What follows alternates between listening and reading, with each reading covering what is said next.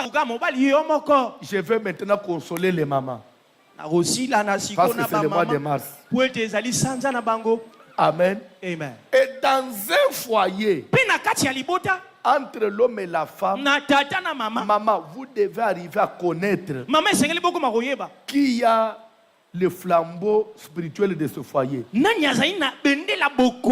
a la direction de la spiritualité. Il y a de ce foyer-là, c'est la femme qui est plus forte spirituellement. Ton mari là, c'est zéro.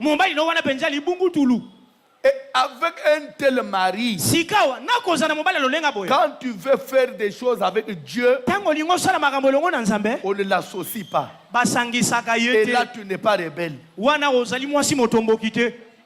Je donne le verset. Je donne.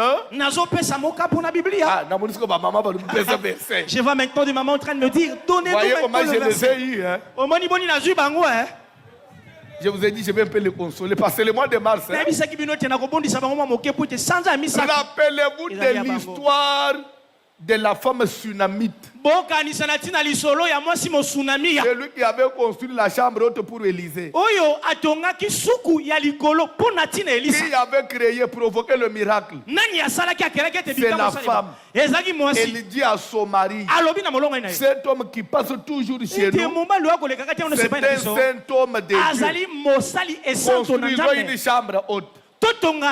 Mais construisons un lit, un chandelier, une table, pour que chaque fois que l'homme va commencer à passer, il pourra commencer à se retirer, prendre un peu le temps pour continuer ses voyages. Ils nous ont fait ça avec son mari. Ils nous ont logé l'homme de Dieu. Et après, Élisée demande à Géasi, qu'est-ce qu'on peut faire pour cette femme? Géasi lui dira, il n'a pas d'enfant.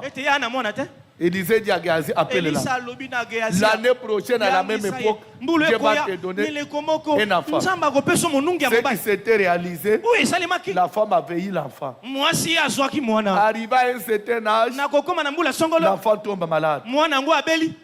Ma tête. L'enfant était avec papa au champ. Quand papa vit que l'enfant ne se sentait pas bien, il a renvoyé l'enfant à la maison. Maman récupère l'enfant. Quelques minutes après, l'enfant meurt. L'enfant de miracle.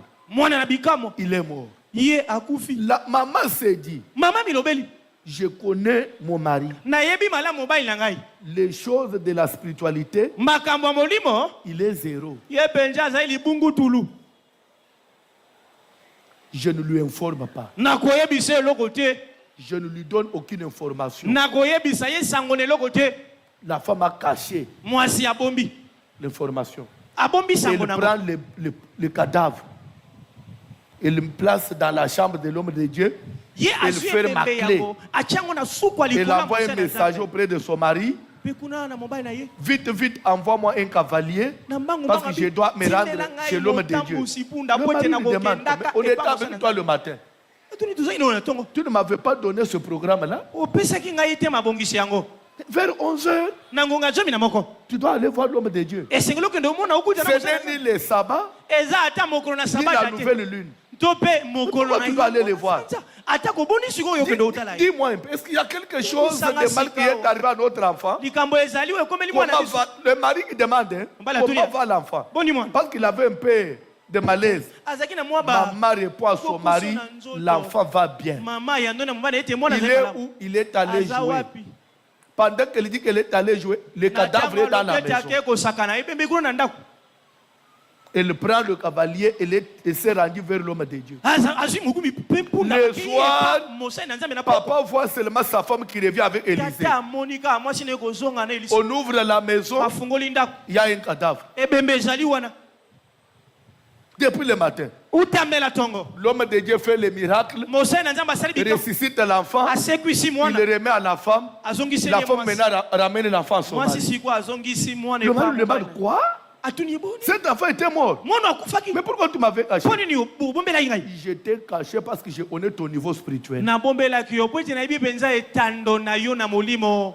Il faut connaître le niveau spirituel de ton mari. Il y a des maris, quand tu lui dis que je prends cet argent pour aller donner la dîme. Tu vas donner quoi?